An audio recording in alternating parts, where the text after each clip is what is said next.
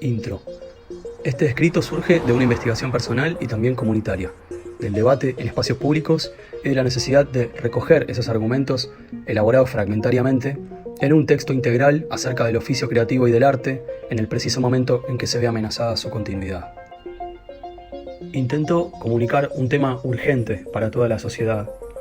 Los autoencoders son solo un componente del masivo entramado de tecnologías que componen las llamadas inteligencias artificiales, IAs, que se han puesto en función de emular y sustituir el trabajo de artistas y creativos violando leyes vigentes. Desde la vulneración de los derechos de las personas, avanzan hacia la cooptación de toda posibilidad expresiva de la sociedad, ya que la subsumen en cada interacción con sus softwares. Hablaré del saqueo a escala mundial que se está llevando a cabo y de la necesidad de que se ponga un freno legal, antes de que el horizonte se revele como un completo desastre. Autoría y autoencoders. Soy ilustrador y artista plástico desde hace más de 20 años, editor de libros desde hace unos 6. También me dedico un poco a la música y algo a la escritura. Muchos de ustedes conocerán mi obra, o no. A veces los nombres se diluyen, las imágenes persisten. Este escrito no es contra las personas, sino contra los programas que sirven para subsumirlas. Es un parte de situación y un llamamiento a organizarnos frente a este fenómeno que pretende emularlo todo. 1. Autorizado. Tomo la palabra como artista damnificado directo por la irrupción violenta de las empresas desarrolladoras de Machine Learning, aprendizaje automático, aplicado a la generación de imágenes a través de inteligencia artificial, IA. Varias empresas de investigación al servicio de corporaciones con reales fines comerciales, empezando por Leon y OpenAI, luego Stable Diffusion, Midjourney y todas las que derivan del uso del software creado por Stability AI, han incurrido en diversas maniobras delictivas como el lavado de datos, data laundering, violación a la propiedad intelectual y el uso lucrativo de los nombres y obras de artistas de todo el mundo y épocas, desde comienzos del año 2022. Mi obra y mi nombre son apenas uno de los miles que esta tecnología está utilizando para emular imágenes de obras de arte sintéticamente. Lo que describo o comienzo a describir es la mayor escena de saqueo, apropiación ilegal del valor creado por millones de personas para su concentración en muy pocas empresas privadas que ofrecen la regeneración derivada de ese valor expropiado, tanto en la modalidad open source como de uso pago. Es una maquinaria capaz de replicar con o sin exactitud millones de obras artísticas en horas a través de directivas de texto. Son operadas por una masa enorme de users anónimos, en su inmensa mayoría no calificados ni en el área creativa pertinente ni en la legal, y que incurre en violaciones a la ética profesional, la usurpación de la identidad e incluso el plagio liso y llano. Con este escrito busco difundir en habla castellana una problemática mundial acuciante que requiere de la asociación de artistas en general, ya que sienta un precedente alarmante y expropiatorio de las capacidades y valores creados por las personas a través de la violación de los derechos de propiedad intelectual que las protegen. Data lavada. Empresas como Leon, Large Scale Artificial Intelligence Open Network, bajo la figura de non-profits, obtuvieron permisos para hacer raspaje de datos en Internet, data scraping, como supuesto método de investigación. A través de este procedimiento, sistematizaron una base de datos usando un software llamado Clip, que listó pares de imagen más texto a partir de la captura del exorbitante volumen de 5.8 billones de imágenes, que pertenecen a sus creadores o a las personas que figuran en ellas. Luego, Leon ha fungido como facilitador de esa data a terceras empresas, como Stable Diffusion, una derivación empresarial de quien fuera una de las empresas financieras de Leon en primer lugar, Stability AI.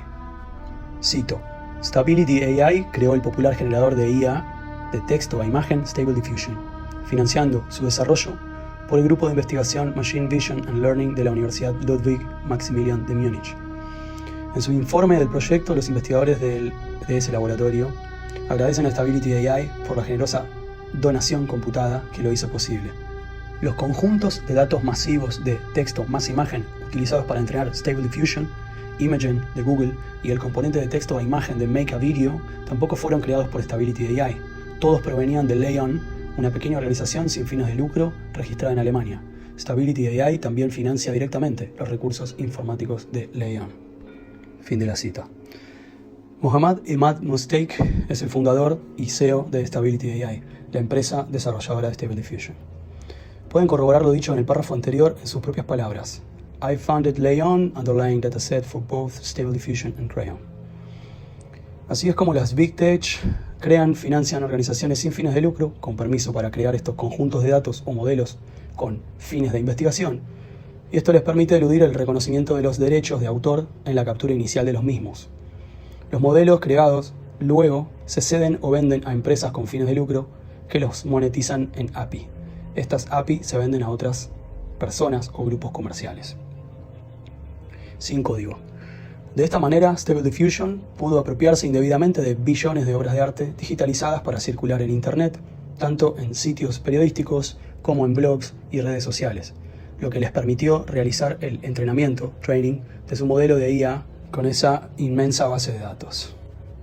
Una acción llevada a cabo sin conocimiento o consentimiento alguno de los propietarios intelectuales de dichas creaciones.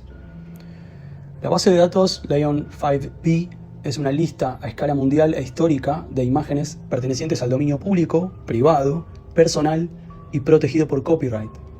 Esta base de datos lavados ha sido utilizada para desarrollar Stable Diffusion versión 1, un software que se ha puesto en circulación en la comunidad en general, mientras el valor de la API se multiplicó por billones de dólares en pocos meses del año 2022. Este archivo colosal se ha utilizado como dataset para el Machine Learning de Stable Diffusion, es decir, ha sido analizado y aprendido maquínicamente a través de autoencoders, que tienen la capacidad de comprimir grandes cantidades de imágenes con un sistema denominado Diffusion. Autor versus autoencoder. En resumen, los autoencoders son un entramado de nodos lógicos interconectados, llamados redes neuronales, que intentan copiar las imágenes usadas como inputs, codificándolas y comprimiéndolas en un cuello de botella para luego reamplificarlas de nuevo en sus resultados de outputs. El encoder es la parte de la red que comprime el input en una representación de espacio latente, latent space.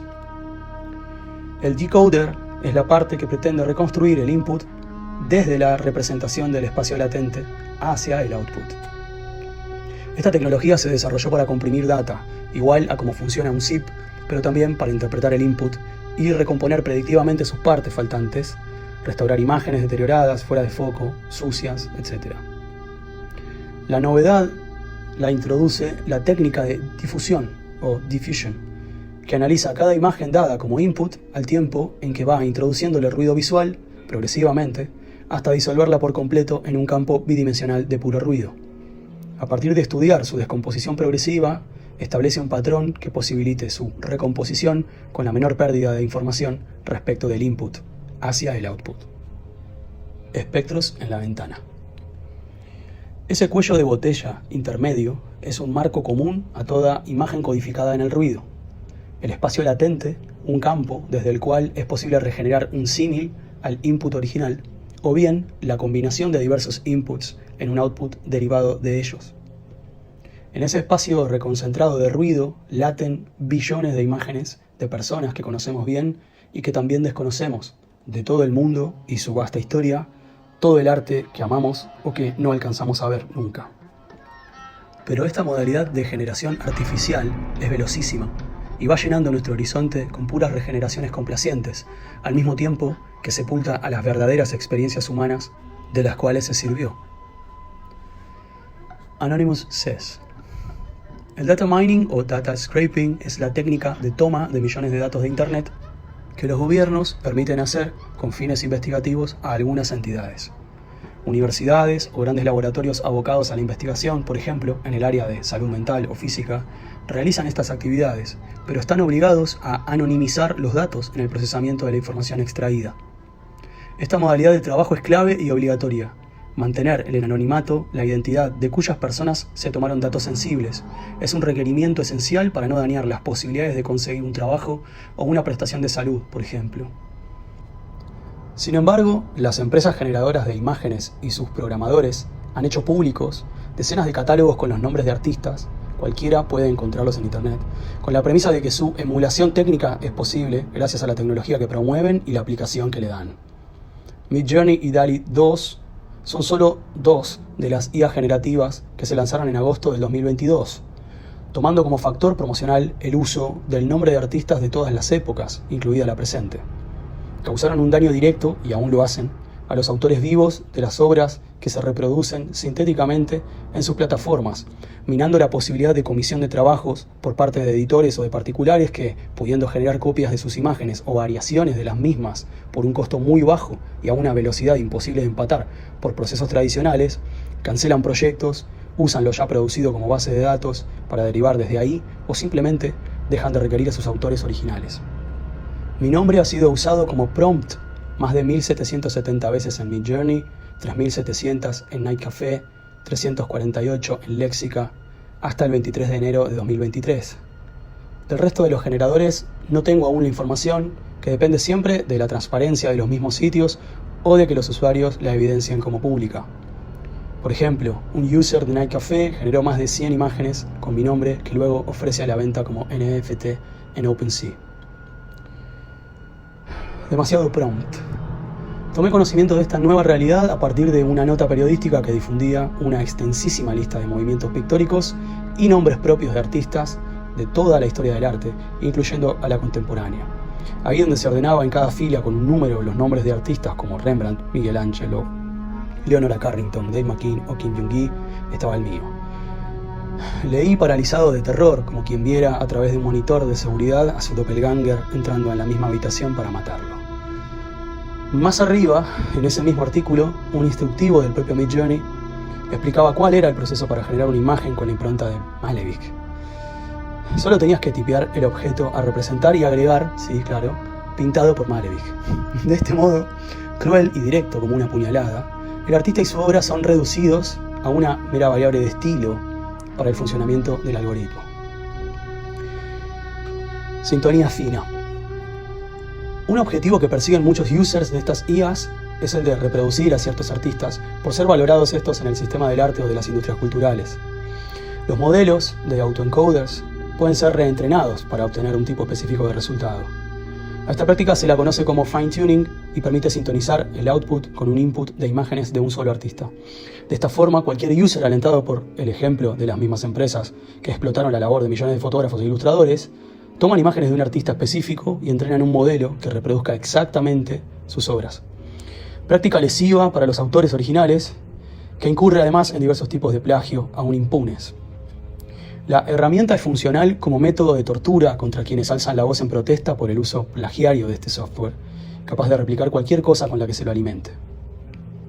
Algunas facilitadoras del software incluso otorgan un derecho intelectual o de uso comercial de las imágenes en sí generadas, a cambio de un pago o no, al mismo tiempo que se desligan en sus users de la responsabilidad penal que ese uso pudiera ocasionar. Estos, a su vez, detrás de un arroba o un seudónimo, aducen tener derechos comerciales sobre su interacción con la IA y hacer buen uso del software, mientras las imágenes generadas se ofrecen para ilustrar medios periodísticos, pósters, wallpapers, etc. Pero sin llegar al extremo del fine-tuning, estos modelos de autoencoders ya están entrenados para reproducir o derivar imágenes de miles de artistas, solo usando sus nombres como prompts. Por ejemplo, pintado como Greg Rutkowski, y busquen el caso de Greg. Es un instrumento desarrollado de modo tan deshonesto como corrosivo del rol del autor, y es demencial y triplemente lamentable que sus realizadores lo hayan puesto en manos de cualquier user. Data entries sin conocimiento de este oficio, ni del respeto por la obra de nuestros colegas o de las leyes que las mismas empresas han violado. Si quieren imaginar, duerman, que los cuerpos bien saben crear imágenes poderosas. Si quieren materializarlas para que otros se contagien de su alma, si es que eso existiera, o para que sean comprendidos, acérquense al arte, con algo para decir y aprendan a realizarlo, que usando estos programas lo único que verdaderamente se expresa es la maquinaria del capital. Lay on the lion. Las corporaciones que ofrecen el uso de los autoencoders dicen: al usar los servicios usted otorga a Midjourney y sus sucesores y asigna una licencia de derechos de autor perpetua, mundial, no exclusiva, sublicenciable, sin cargo, libre de regalías e irrevocable para reproducir, preparar obras derivadas de ellas, exhibirlas públicamente, lanzarlas públicamente, sublicenciar y distribuir los mensajes de texto e imágenes que usted ingrese en nuestro servicio o los assets producidos por el servicio bajo su dirección. Esta licencia sobrevive a la terminación de este acuerdo por cualquiera de las partes por cualquier motivo. Fin de la cita sobre lo que uno cede a Midjourney al usarlo. Sigo. Lo cual implica que la interacción con esta u otra plataforma colabora con el training de la misma y profundiza no solo la situación de explotación de la obra original, sino también de sus derivaciones y a perpetuidad. Sin ética ni autenticidad, esta acumulación de valor artístico por parte de las corporaciones de IA es la primera mordida sobre la singularidad a la que puede arrojarse una persona en una vida. Expandir los límites de lo posible para las personas, no para las máquinas, descubriendo el sentido en que otras podrían hacerlo también. Leon abrió sus titánicas mandíbulas y de lo que mordió, Stability AI y todos los derivados de su modelo de difusión, como Midjourney y DALL-E, están muy apurados en sacar provecho económico del uso de esta data en este momento de indefensión legal. Habrá que ver si el bocado no se les atraganta en el proceso. 2. El artista en la época de su reproductibilidad técnica. Se suponía que el desarrollo de la IA iba a encargarse de las tareas menos apetecibles y que así alcanzaríamos el horizonte de un tedio cesante, a partir del cual las personas pudiéramos dedicarnos a tareas más elevadas, pero no. Los CEOs del mundo ven más provechoso el liquidar la capacidad creativa de los artistas más singulares, ofreciéndoles un retiro con lucro cesante, y atraer a todo user a ser promptist, el como si de un artista, que haga todo pronto y sin vuelo ni poesía, pero ya mismo, que el algoritmo debe seguir refinando su capacidad de reproducir todo y para eso se necesitan trainers, y si son gratuitos, mucho mejor. Cuando un promptist, triste eufemismo, instruye al algoritmo, en el estilo de Greg Rutkowski o pintado por H.R. Giger, refiere a la base de datos en que el espectro del artista está cautivo y habilita al software a que use la totalidad de la obra para su reproductibilidad. Esta es la forma de subsumir toda la experiencia de la persona artista a una versión sintética y artificial en los parámetros semánticos que los desarrolladores de Silicon Valley han comprendido que tal artista fue o es, en el caso de quienes vivimos aún. Así, buscan instrumentalizar todo el conocimiento aplicado al obrar artístico, reduciendo cada cúmulo de experiencias creativas personales a ser mera herramienta que, en su acumulación de técnicas y área de expertise, ofrece al usuario un inmenso arsenal de mercancías previamente expropiado a los trabajadores que las crearon. De esta forma, el sistema de generación de imágenes con autoencoders sustituye al artista y su obrar, tomando el atajo definitivo hasta para el mismo user, que, si en verdad imaginara, plasmaría por sí mismo esa imagen, pero que, en esta operación continuamente acelerada, no conduce ni tiene rienda alguna sobre la derivación del output que surge a cada segundo, uno más de millones que la IA regenera y que muchas veces es similar a otros tantos outputs. La palabra autoencoder indica que las imágenes están previamente encriptadas en sí. El user solo es útil como ordenador, es decir, como quien escribe el comando. Pero el proceso de interpretación y derivación de ese comando lo efectúa el autoencoder. Su fin y su efecto es el de obturar la imaginación del user, no el de amplificarla. Lo pone fuera del proceso de la cosa, como quien ordena un producto, elige las características y aguarda a que Amazon se lo deje en la puerta. Imaginar es otra cosa, es darle forma visual a una idea conceptual. Es poder vertebrar una conceptualización inseparable de su forma y color, por nombrar algún aspecto. Este proceso implica componer una estructura lógica que sea capaz de expresar a otra persona algo inteligible o disruptivo como un poema. En cambio, cuando uno estructura un prompt, no hace ese proceso. A lo sumo, se suscita una imagen meramente dispositiva. El comando debe ser acotado a un orden de sujeto, adjetivo, lugar y técnica de representación. Y es ahí cuando el software recompone a partir de las miles de millones de imágenes de otros artistas una imagen más o menos coherente que puede o no ajustarse al deseo y no a la imaginación del user. Al no poder aún indicar con mayor precisión la organización total de la imagen, el campo que ocupa cada objeto que el usuario desee y de qué manera son representados, en cuanto a forma, color, textura, etc., todo ese entramado de decisiones las toma la IA en su lugar en función de un parámetro preconstruido con base en el análisis semántico derivado de las apropiaciones de billones de obras previas. Que el usuario pueda aprovechar la aleatoriedad de los outputs arrojados no implica que esté imaginando o expresándose a través del uso del software. Es la IA o el autoencoder la que usa al user y al artista expropiado para que los dueños de esta tecnología sigan enriqueciendo la complejidad del resultado que genera su máquina y la de ellos mismos. Un software que, cuando se lo evalúe bien, con la poca interacción que requiere de sus users o dueños para reproducir un imaginario polite hasta la náusea, se revelará como el empleado del año, el más obediente, el que toma todas las tareas por el menor pago posible, casi cero. Las tareas que hasta ahora servían a las personas como campo de experiencia y experimentación estética, del que, si sortearan esos ámbitos habiendo creado valor, aflorarán luego artistas complejos, los más necesarios. Y son ellos quienes van a escasear si no se pone un límite legal y ético a este saqueo. Porque se promociona este sistema como si fuera una herramienta, cuando en realidad es un medio que sintetiza todo el resultado del proceso singularísimo del artista. Una fiebre resultadista que solo es útil para quienes quieren ganar a todo coste. Corpus de obra. Una de las preguntas más trilladas de las personas que se inician en la creación artística, sea en el campo de la gráfica o en las artes plásticas, es acerca de cómo encontrar el estilo propio. La forma más elemental o primaria que una persona puede conjeturar para hacerse con una obra es la de agrupar y recombinar elementos previos. Deslumbrada por la obra de sus referentes estéticos, trata de imitar el trazo, la paleta de color o la forma de tratar la figura humana, por citar cosas obvias. Es decir, imitar o replicar la superficie que resulta del proceso interpretativo. Esta recombinación de soluciones ajenas deriva en portfolios de artistas amateurs plagados de incongruencias del discurso visual, donde puede notarse claramente la falta de organicidad en el corpus de obra. Ese pastiche, dado por la suma de distintas partes, equivale a una corporalidad cuya cantidad imprudente de órganos trasplantados sea rechazada. El todo no es la suma de sus partes. La incompatibilidad es el horror en la figura del monstruo de Frankenstein, por ejemplo. Pero, si tenemos suerte, esos cuerpos no sobreviven gran tiempo en medio alguno. No llegan a ver la luz en publicaciones, no hay contraprestación económica puesta en juego, y ningún artista del cual se haya extirpado un fragmento de su corpus de obra llega a ser dañado por el plagio. Si tenemos mucha más suerte aún, las personas interesadas en crear algo por sí mismas continúan en su aprendizaje y desarrollo de obra y, haciéndose cargo de tomar una larguísima lista de decisiones estéticas, producen un discurso consistente. Ese es el valor que sus propias experiencias creativas logran concretar al resolver variados dilemas estéticos. Éticos. La palabra no es la cosa. Dicen que el estilo no se patenta, pero el estilo está cifrado en la forma en que la obra de arte se constituye. El discurso estético del artista se precisa en la morfología que compone a la obra. De ella deriva luego la emoción y el discurso de quien contemple a su vez esa obra y la piense. La composición de la misma resulta efectiva dependiendo del grado de complejidad sensible e intelectual, potencia poética y simbólica, que articule y vehiculice la forma de la obra concretada, sea visual, textual o sonora.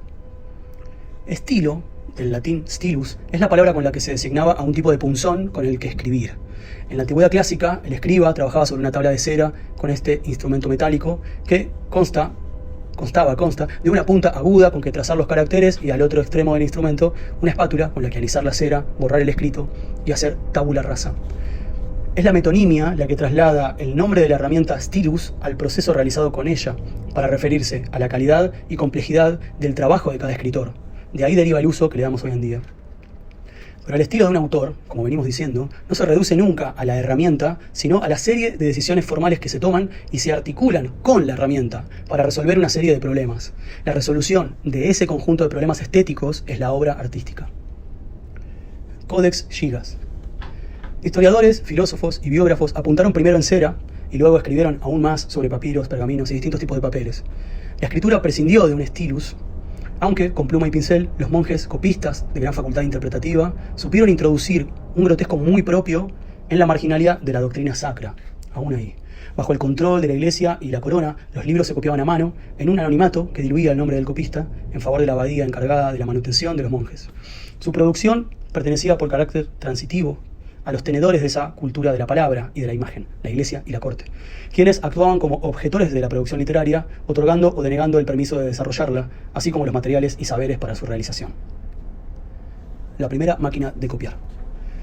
La disputa de la propiedad de las obras literarias y gráficas sobrevino siglos después, con la introducción de la imprenta en Europa en el siglo XV. La capacidad de esta tecnología de reproducir a mayor tirada tanto texto como imagen permitió a sus dueños, editores y libreros, el apoderarse del valor de las obras de los escritores, reproducirlas rápidamente y distribuirlas, concentrando la riqueza de la comercialización de las mismas. Mientras los primeros monopolios editoriales disfrutaban de este privilegio solo otorgado por monarcas, no existía ninguna ley que protegiera los intereses de las personas, de los escritores, como autores, que no recibían necesariamente una dádiva o manutención alguna del clero o del poder político. Quizás solo recibían algunas copias de los libros que ellos mismos debían intentar vender. Los propietarios de las máquinas y del mercado explotaban así a poetas o dibujantes. No fue hasta el 10 de abril de 1710 que entró en vigencia una nueva ley en el Reino Unido, el Estatuto de la Reina Ana. Esta ley otorgaba protección jurídica a libros y a otros trabajos escritos. Está considerada como el origen del copyright por establecer que el dueño de los derechos de una obra es su propio autor, su propio escritor o dibujante. Es decir, que quien crea la obra es el único autorizado para comercializarla o ceder ese derecho temporalmente a terceros. Mucho más adelante en el tiempo se estableció un registro de marcas y patentes para invenciones tecnológicas, lo que vino a poner reparos a una serie de apropiaciones indebidas que los inventores en Estados Unidos batallaron y que todos conocemos bien. En las últimas décadas se concede el derecho de propiedad intelectual a las personas sin necesidad de su registro previo en oficina alguna del Estado. Si una editorial quiere publicar una versión impresa o digital de circulación física o vía Internet, debe tener el consentimiento por escrito de su autor o autora para ser tenedor de los derechos de reproducción, circunscripto a una zona geográfica o idiomática durante un plazo determinado. Copyright. Las leyes de propiedad intelectual o de copyright se crearon para la protección de los autores respecto de quienes cuenten con una tecnología capaz de reproducir sus obras, en cualquier tipo de formato, generando derivaciones y usos perjudiciales de las mismas o usufructos parasitarios de la propiedad intelectual de las personas. Los autores de obras visuales pintan por medios tradicionales o digitales. Si la voluntad del autor es la de dar a conocer la obra, requiere de su reproducción. Toma una fotografía o hace un escaneo que traduce la pintura o dibujo original al sistema de 3 canales de color luz RGB, Red, Green and Blue, para ser difundida en pantallas. En esa traducción de pigmento a color luz hay cambios y variaciones de cómo se ve la obra original respecto a su versión digitalizada. Si el autor trabaja la imagen por medios digitales, porque es fotógrafo o artista digital, ya opera en sistema de RGB. Pero tanto el autor digital como el tradicional, cuando deciden hacer una impresión de sus imágenes, deben hacer una nueva transición al sistema de cuatricromía, CMYK, cian, magenta, amarillo y negro. Entonces se produce otro cambio en la estructura del archivo. El archivo digital. El autor deberá recalibrar el archivo para controlar la carga de las 4 tintas o más si hubiera tintas especiales, o menos si la imagen se trabajara en 2 o 3 tintas. Por encargo del mismo autor o de un tercero tenedor de los derechos de reproducción, una imprenta contemporánea dispone de ese archivo resultante para su reproducción en serie. De la pintura o dibujo original a la imagen digitalizada hubo variaciones, como vimos. Y cuando estas se multiplican en toda una serie de réplicas impresas, materializadas en forma de libros, pósters, postales o stickers, en todas ellas pueden suscitarse aberraciones, mínimas o máximas, por diferencia de carga de tintas, viraje de color, cambios de presión de los distintos rodillos de la máquina sobre el papel, corrimientos del registro, moaré, brillos, rasguños de la máquina, etc. Quienes hayan hecho impresiones de sus obras sabrán de qué hablo. Aberración total. Esta continuidad que señalo entre la imprenta de tipos móviles y la de offset puede extenderse también a los autoencoders generativos de las IAs, solo que el cúmulo de sus aberraciones deriva en un resultado tremendamente monstruoso, como un doctor Frankenstein que, en lugar de concurrir a cementerios, se apropiara de un corpus de obra vivo, contra toda voluntad y derecho de sus pares, para su desguace y recomposición en una semantización contra natura, en el orden de la mercancía y no del arte. Los autoencoders resamplean la imagen original codificada en su software en una combinación que pervierte la obra original y subsumiendo a su autor a una categoría semántica de mero estilo. Intentan un eufemismo o metonimia que enmascara la apropiación de todo el proceso creativo ajeno y la posibilidad del plagio latente en cada fragmento, en cada zona de la imagen que virtualmente se genere. Los autoencoders son máquinas de apropiación de obras y de autores, y su producto es el plagio o la derivación de ellas. Pero sin el valor creado por billones de imágenes previas y ajenas, los autoencoders no podrían simularse como autores. Retrofuturismo. La caja de texto es el espacio latente donde puede componerse, con las mismas letras ubicadas en diferentes puntos, todo lo que alguna vez fue escrito. Cualquier tipógrafo podría componer manualmente, con tipos móviles de plomo, cada línea de texto en la caja matriz, pero solo si cuenta con la referencia de la escritura original. Solo quien ha pensado y desarrollado el sentido de algo valioso conoce la forma precisa de articular la letra en un espacio que arquitecture su sentido. El espacio latente, latent space, es el campo de puntos aleatorios en el que podrían fijarse los píxeles que genere el output. Pero sin imágenes originales de referencia como inputs, la latencia persistirá como puro ruido visual. Con la matriz descargada, la página permanece siempre en blanco. No right. Solo habrá que recordar que las leyes de copyright prohíben y condenan la reproducción técnica y la difusión de obras sin consentimiento de sus autores. Las imprentas actuales, como las antiguas, también están sujetas a las leyes de copyright desde el siglo XVIII hasta estos días. Y aunque los autoencoders tengan en su archivo codificado la capacidad de regenerar billones de imágenes de terceros, no tienen derecho alguno a hacerlo. Que tengan los medios no implica que tengan derecho. La perversión de estas compañías radica en librar el uso de su programa a la escasa moral de los users. Hey, Mr. DJ. Muchos promptists o users de esta tecnología tienen derecho a expresarse a través de estos softwares. Berrean violentamente frente a las demandas de los artistas como un niño al que sus padres amenazan con quitarle el juguete nuevo con el que destroza la paz de la casa. Me pregunto si los padres acabarán por ceder su autoridad a ese tipo de hijos. Y me vuelve a la memoria el caso de Mickey Mouse como aprendiz de brujo en fantasía, intentando evadir la tarea por arte de magia. De más está recordar cómo se le va de las manos. En la práctica, un promptist es poco menos que un DJ que oprimiera unas cuantas teclas, autorizando a la consola a que elija de toda la discografía humana los fragmentos que considere más apropiados. Sin embargo, lo que evidencia la mala fe de Stability AI es que a su modelo generador de música, Chance Diffusion, solo lo dateó con obras pertenecientes al dominio público. ¿Habrá calculado que los artistas visuales no iríamos a defendernos? Mal calculó. La demanda colectiva contra Stability AI, DeviantArt y Midjourney por su uso de Stable Diffusion, presentada el pasado 13 de enero de 2023, se introduce así. Incluso suponiendo daños nominales de $1 por imagen, el valor de esta apropiación indebida sería de aproximadamente $5.000 millones. A modo de comparación, el robo de arte más grande de la historia fue el robo de 1990 de 13 obras de arte del Museo Isabella Stewart Gardner, con un valor estimado actual de 500 millones. Los litigantes de la demanda colectiva, StableDiffusionLitigation.com, son el grupo de abogados Joseph Savory, en nombre de 3 demandantes, las artistas Sarah Anderson, Kelly McKernan y Carla Ortiz. Continúa el texto de la introducción de la demanda. Hemos escuchado de personas en todo el mundo, especialmente escritores, artistas, programadores y otros creadores que están preocupados por los sistemas de inteligencia artificial que se entrenan en grandes cantidades de trabajo protegido por derechos de autor, sin consentimiento, sin crédito y sin compensación para sus creadores. Como se ve, la irrupción de la IA en todo ámbito del espacio creativo calificado está generando estos imposters, como se los califica en la demanda, advenedizos al medio o viejos conocidos que se presentan como AI trainers o AI trainers para reemplazar a creativos tradicionales o digitales, o bien los mismos productores o editores que incorporan obras previas de los artistas a los mismos autoencoders y prescinden de continuar contratando personas en función de sustituirlas con estos softwares. Grandes estudios de diseño, de animación, de desarrollo de videojuegos, de medios periodísticos, de la industria discográfica, ya están instando a sus actuales contratados a entrenar algoritmos que realicen partes de su trabajo. El caso más llamativo, por la premura y detalles de su accionar, es el de CodeWord, quien contrató, entre comillas, a 2 pasantes artificiales. Cito: a medida que la economía se contrae, más industrias comienzan a capitalizar herramientas como ChatGPT y generadores de imágenes de IA como DALL-E 2, en lugar de talento vivo. Los pasantes son modelos de software técnicamente digitales que crearon sus propias imágenes y se llamaron a sí mismos Aiko y Aiden. La pareja trabajará en diseños gráficos, investigará y generará contenido editorial. Si la comunidad creativa de América Latina y España no logra ser representada judicialmente como la norteamericana y la italiana o la inglesa a través de Getty Images, se perdería la oportunidad de establecer un límite legal y ético a las corporaciones de generación de IA, en defensa de los derechos de todas las personas sobre su imagen, su producción discursiva, el derecho al trabajo y a la competencia leal entre pares. La cultura y, por consecuencia, la sociedad operaría en un funcionalismo total que acelerará la destrucción del arte y de millones de puestos de trabajo en todo tipo de áreas creativas. Entonces, nos sobrevendría la autor-IA. 3. Le pedí a una IA que imagine por mí. Imagina que tras una pandemia mundial se implementa y generaliza la modalidad de home office y que cada vínculo con otros está mediado tecnológicamente. Imagina que los estados se retiraran de su rol de garantizar las prestaciones básicas de salud y que tanto el mercado laboral como la economía mundial están en crisis.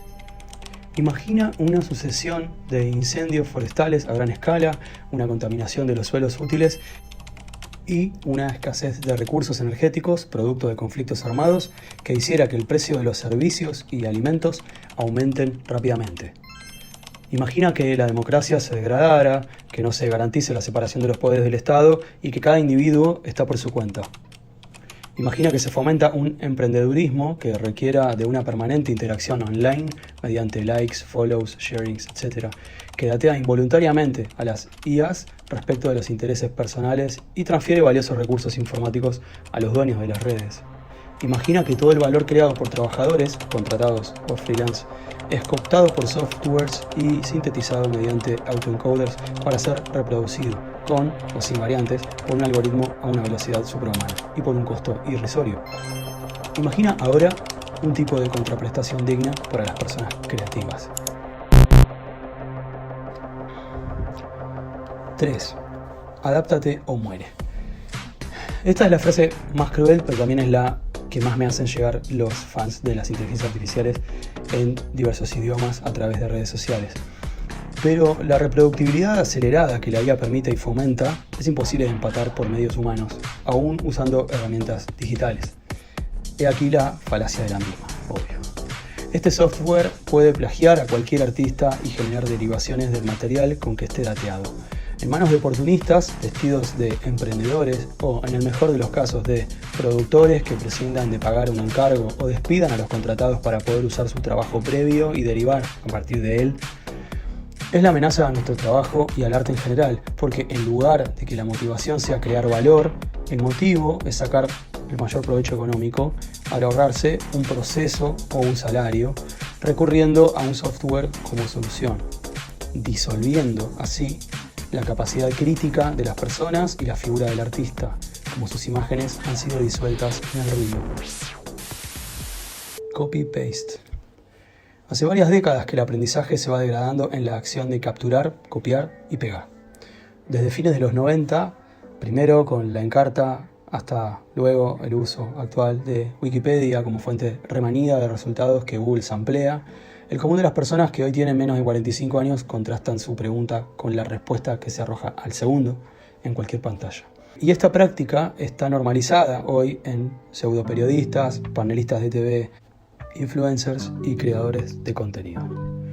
Se asume esa información como certeza provisoria hasta el momento de tipear la próxima palabra a buscar. Copy, paste y a masticar. Esta práctica se incorpora desde tan temprano que nadie sabe bien cómo se busca en un libro o cómo construir un discurso consistente a partir de una lectura. No resulta extraño escuchar a personas que estarían encantadas con preguntarle todo el tiempo a alguien o a algo cuál es la respuesta correcta y delegar la elaboración de un argumento al output de una máquina para luego actuar en consecuencia.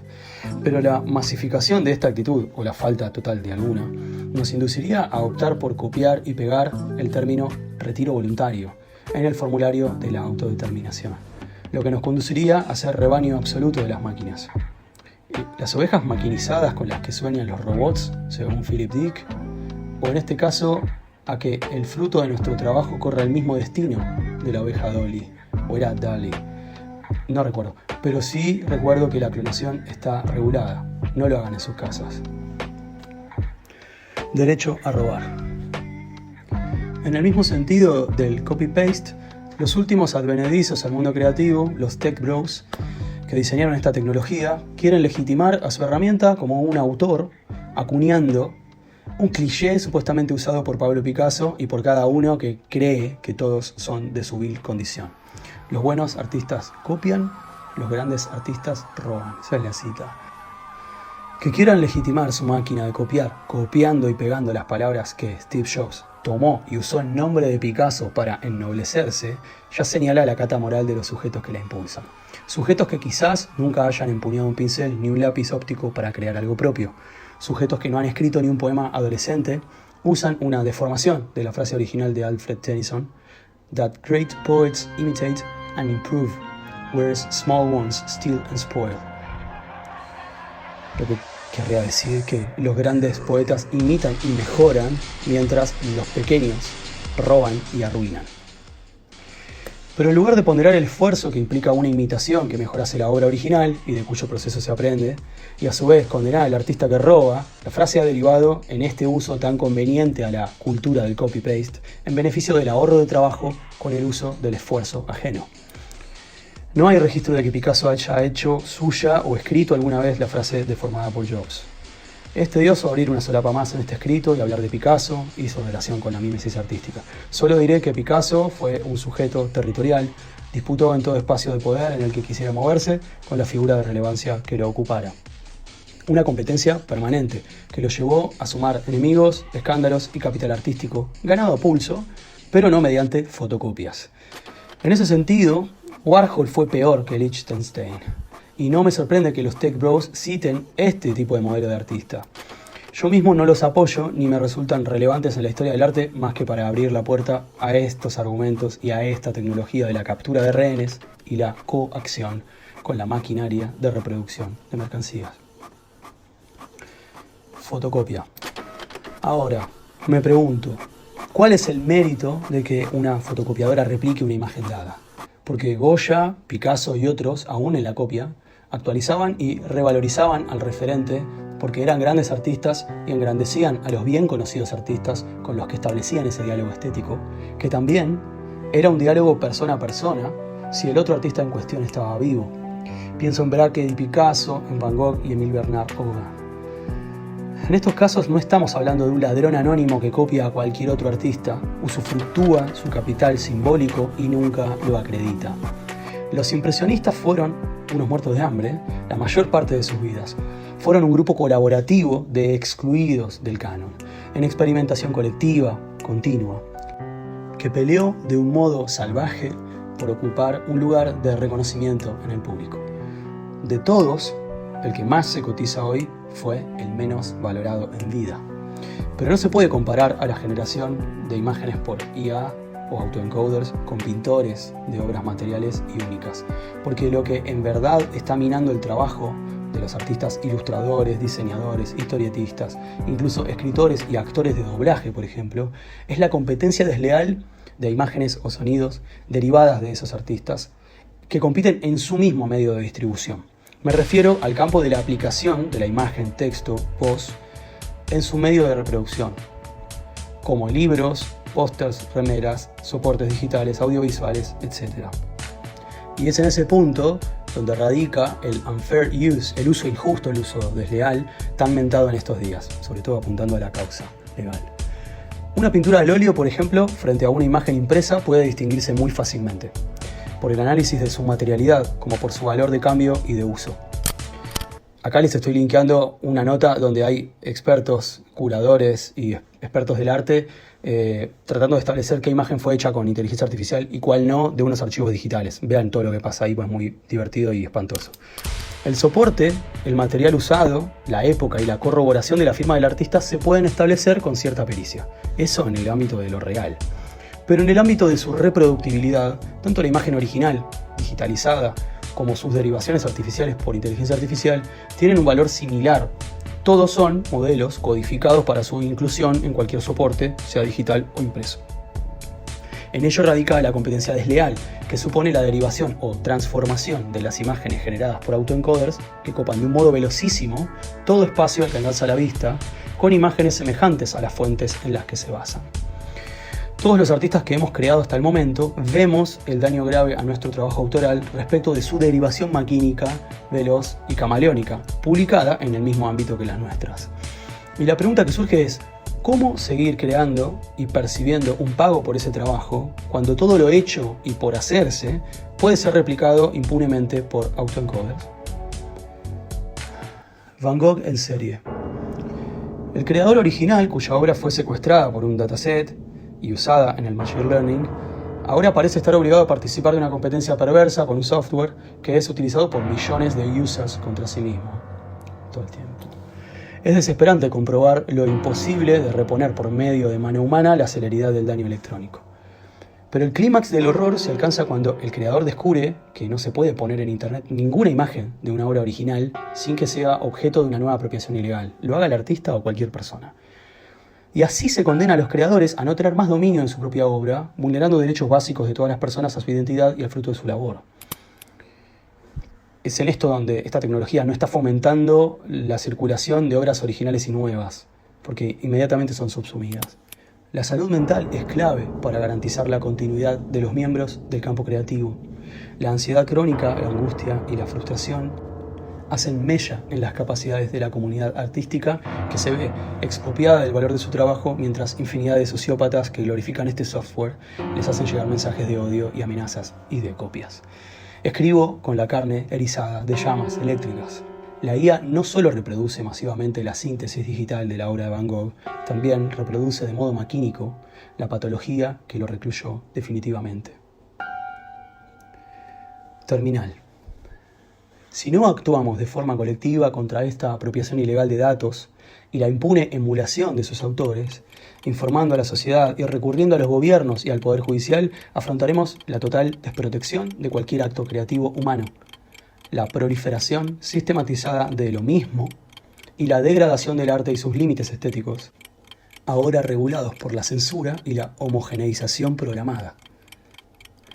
Los autoencoders se reprograman con filtros de autocensura, realizados por los mismos ingenieros que han hecho el dateo indiscriminado que los constituye, así que ya verán el tipo de criterio. Ninguno de ellos consideró necesario separar las obras de dominio público de las personas o artistas sujetos de derecho, y lo que es también grave, nunca consideraron a priori la importancia de eliminar del dataset el predominio de sesgos racistas y sexistas, sin olvidar el contenido que registra asesinatos y la más sórdida pornografía. Estas son las consecuencias de que un puñado de tecnócratas sin ética puedan hacer una toma de datos colosal e indiscriminada que se vuelve muy útil para exacerbar el predominio de la violencia y la segregación. Por ejemplo, ChatGPT, después de lanzar el software al mercado con la misma falta total de criterio, han querido filtrar la base de datos en un nuevo acto de explotación de la fuerza de trabajo. Cito: el creador de ChatGPT, OpenAI, ahora está en conversaciones con inversores para recaudar fondos valuados en $29.000 millones, incluida una inversión potencial de $10.000 millones por parte de Microsoft. La misma empresa empleó moderadores de contenido de Kenia, cita de vuelta, cuyo trabajo consistía en ver imágenes y videos de ejecuciones, violaciones y abuso infantil por tan solo $1.50 la hora. Fin de la cita. Así como eliminan contenido aberrante y delictivo, explotando a distancia a trabajadores racializados, también censuran el tipo de imágenes o texto que la IA genera, lo cual les permite producir un tipo de imaginario complaciente que nunca sea capaz de producir una crítica al mismo sistema que la genera. No future. Temporalmente, esta inteligencia artificial requiere que una persona teclee un input de texto para guiarla. Mañana mismo, hoy, esa tarea la hace un director de empresa con ayuda de otra inteligencia artificial que genere texto, por ejemplo. Así se programa la obsolescencia de las personas y de la cultura, por consecuencia. Así se resquebraja cualquier orden democrático que vele por el trabajo de sus miembros. Así se acelera la fascistización de la sociedad humana, la misma que glorifica el software al mismo tiempo que inclina su cabeza y obliga a que todos la imiten. El mismo extracto antisocial que intenta instalar la falacia de que la IA aprende igual que una persona, como si la IA fuera un sujeto de derecho al que le quisiéramos impedir su educación o tuviera algún límite en lo que puede en realidad aprender. No los tiene, no tiene necesidades o deseos, es apenas un autoencoder. Son inaceptables las analogías que intentan humanizar a un software construido para la expoliación de lo humano. Las personas, no sé si tienen una esencia, esa idea me parece que continúa la del alma, la cual dije antes que tampoco comparto, pero está claro que hay muchas personas que, al igual que las máquinas, tampoco tienen decencia. Véase el caso de Unstable Diffusion, una agrupación que comenzó a financiarse a partir del crowdfunding y produjo enormidad de contenido generado artificialmente, deepfakes de corte gore, pornográfico y pedófilo. Solo un idiota útil puede alegrarse de que se le arranque del cuerpo la posibilidad de interpretar su vida. Solo los inútiles y los perezosos renuncian a construir nuevos posibles para sí mismos y para todos. Frente a una máquina que sustituye completamente el proceso por un resultado inmediato y controlado, ¿cómo vencerán los jóvenes la frustración del aprendizaje? ¿Cómo elaborarán sus dudas cuando la respuesta le es facilitada a su compañero en 3 segundos? ¿En qué campo de trabajo se formarán los grandes artistas de mañana si las instancias de encargos simples son resueltas con inteligencia artificial? ¿Cómo sostendremos la atención, la infinita dedicación que requiere construir capacidad crítica para complejizar nuestra forma de hacer y sus recursos discursivos frente a la inmediatez expulsiva de un competidor artificial? La continuidad del pensamiento crítico está seriamente amenazada. Contra el valor de lo vivo, la tecnocracia propone suprimir toda experiencia en función de un resultado simulado, solo útil a una lógica contra natura. La sustitución de la figura del autor por su autoencoder, tomando todas las áreas creativas, es el intento definitivo por eliminar todos los obstáculos que los cuerpos representan para el progreso de la infinita concentración de mercancías. El dataset de Leon es solo el primer botín de guerra de un conflicto a escala mundial. Si todo lo que puede registrarse digitalmente, la voz, el discurso, la imagen de una persona y el producto del trabajo de su propio cuerpo, todo puede ser utilizado como input para ser replicado, derivado o transformado, si esto es así, estamos presenciando el fin del trabajo autoral y de todos los derechos. Y lo que es peor, el retiro forzoso de la verdad como valor de uso mientras la sociedad es ingresada a habitar una fake life alimentada con experiencias reales de personas bajo un virtual arresto. Todo lo que digamos o hagamos puede ser usado en nuestra contra. Cuando esté maduro, lo extraerán de tu pecho y, lavado de toda sangre, harán rodar el sello cuneiforme de tu vida, desarrollando la trama sobre el escáner que capture tu forma y en miles de repeticiones, bit a bit, bit a bit, simulando tus latidos, pic a pic, pic, pic, imprimirán sudarios para encubrir la mueca maquillada de los maniquíes superpoblando el vacío tras el cristal. Autoría y autoencoders, parte 4. Valor. ¿Qué valor tiene una obra que no resulta de la experiencia artística del cuerpo? El artista tiene la capacidad de hacer del obstáculo un medio, lo cual es útil también a la experiencia de los cuerpos vivos y a su continuidad en el mundo. De ahí su valor para la comunidad. Los obstáculos para los cuerpos pueden considerarse, entre muchísimos otros, como la irreversibilidad del tiempo, la vulnerabilidad de cada cuerpo, la necesidad de descansar, la necesidad de nutrientes, la necesidad de imaginar otro posible, la necesidad de actuar con la materia y energía disponibles, la necesidad de incorporarlas y adecuarlas para que se constituyan en testimonio de la experiencia de esos cuerpos, conocimiento como concepto o metáfora, la necesidad de transmitir ese conocimiento a otros cuerpos, la necesidad de trabajar para que no se pierda la riqueza de esa experiencia que trata de cubrir muchas de las necesidades. Para alcanzar la riqueza del fruto, se obra transformando todos los obstáculos anteriores con la acción del cuerpo que sea capaz de rearticularlos de una forma que los trascienda. Quien verdaderamente crea, imagina y articula los elementos de una forma satisfactoria, aún sujeto a la condición de vulnerabilidad por ser un cuerpo. Se adiestra para dotar al corpus imaginado de forma que exprese metafóricamente un concepto que cubra las necesidades de resistir al tiempo.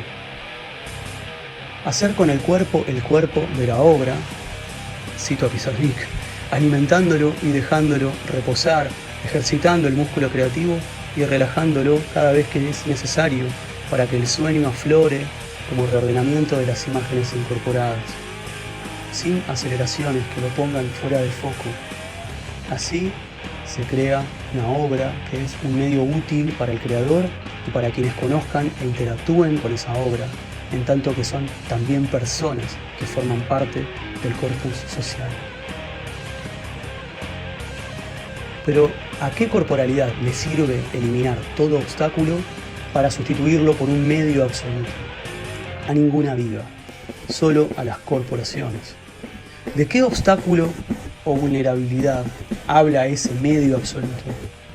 De ninguno. Es el puro medio y el fin del obstáculo humano. ¿A qué sociedad le sirve sustituir a millones de creadores por un algoritmo emulador de sus capacidades? A ninguna sociedad humana. solo a la corporación de artificialidades que amplifica el alcance de la reproductibilidad de la mercancía.